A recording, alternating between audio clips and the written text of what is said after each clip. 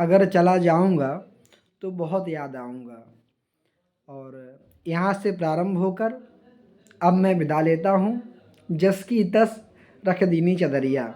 और अपने लिए मांगने से अच्छा है मैं मरना पसंद करूँगा। ऐसे वाक्य जो उस समय के अभी कुछ समय पहले मध्य प्रदेश के मुख्यमंत्री श्री शिवराज सिंह चौहान के थे। ऐसा सरल, ऐसा साधारण व्यक्ति भारतीय राजनीति में मिलना असंभव है। मैं इस गिनती में श्री अटल बिहारी वाजपेयी और उनके बाद श्री शिवराज सिंह चौहान को ही रखना पसंद करूँगा।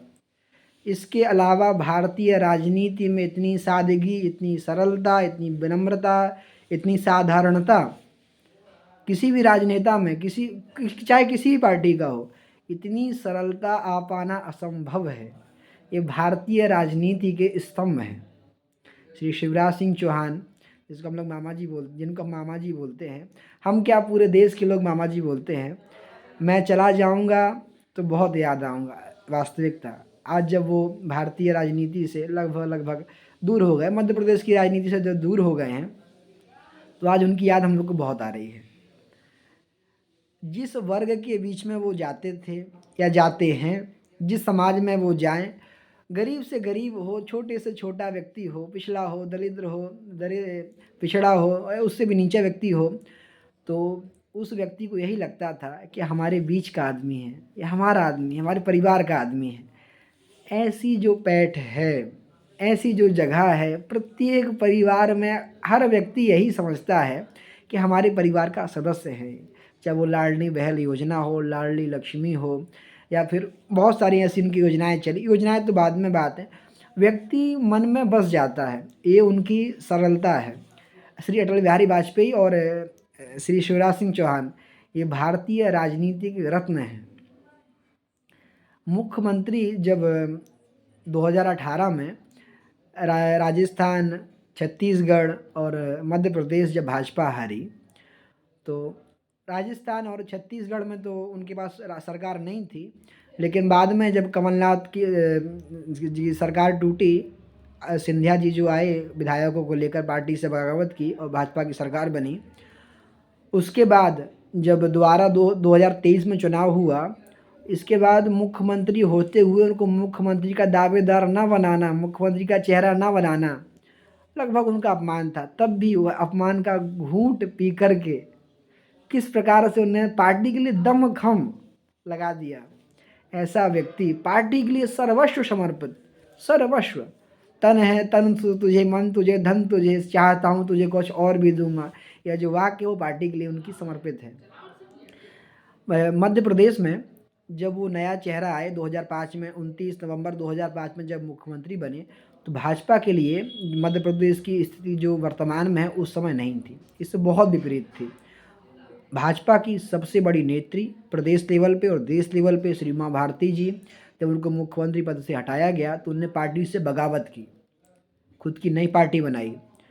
और भाजपा के लिए कोई नया नाम नहीं था उस समय। यह फैसला था श्री शिवराज सिंह चौहान जी को मुख्यमंत्री बनाने का, श्री अटल बिहारी वाजपेयी का नहीं था, लाल कृष्ण आडवाणी जी का था।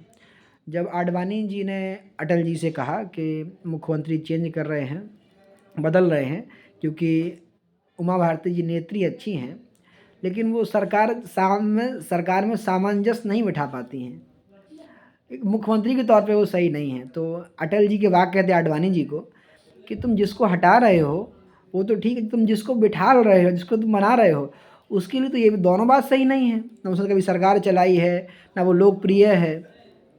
तो बात सही भी थी, लेकिन अपने आप को सिद्ध करना श्री शिवराज सिंह चौहान जी से कोई सीखे। जब उन्होंने मुख्यमंत्री की शपथ ली, उन्हें एक वाक्य भी आप भारतीय राजनीति में या उनके एक वाक्य आप उनका बता नहीं सकते हैं जब उन्हें कोई भी ऐसा वाक्य कहा हो कि उमा भारती जी का अपमान हुआ हो या उनकी प्रतिष्ठा कमी हो। ये उनका मतलब कि परायों के लिए था, मतलब जो उनके विपरीत में थे, जिसने पार्टी तोड़ के गई थी, तो अपनों के लिए तो उन्हें बहुत सरल, इतना सरल व्यक्ति भारतीय राजनीति में लगभग मेरे ज्ञात में कहीं भी नहीं है। श्री अटल बिहारी वाजपेयी जी, इसके बाद श्री शिवराज सिंह चौहान जी, बहुत सरल व्यक्ति, बहुत ज़्यादा सरल व्यक्ति। जब 2018-19 के बाद में जब ज्योतिरादित्य सिंधिया ने बगावत की और विधायकों को लेकर के भाजपा की सरकार बनवाई, तो किस प्रकार से उन्हें अलग-अलग विधायक थे, अलग-अलग सोच के आए थे, अलग उनके विचार थे, अलग-अलग सब कुछ था।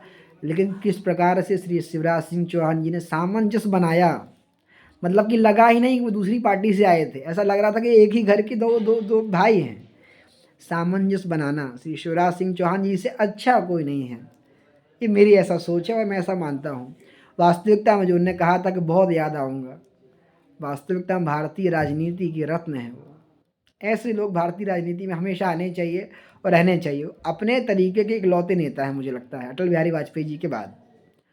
और किस प्रकार से वो पैदल चले, पैदल चल चल के मुख्यमंत्री बने और साधारणता, बहुत दिव्य व्यक्ति, मतलब ऐसा। और उनका जो लास्ट में उनका जो वाक्य था कि अब मैं विदा लेता हूँ, जस की तस रख दीनी चदरिया। वास्तविकता भारतीय राजनीति के रत्न है मामा जी।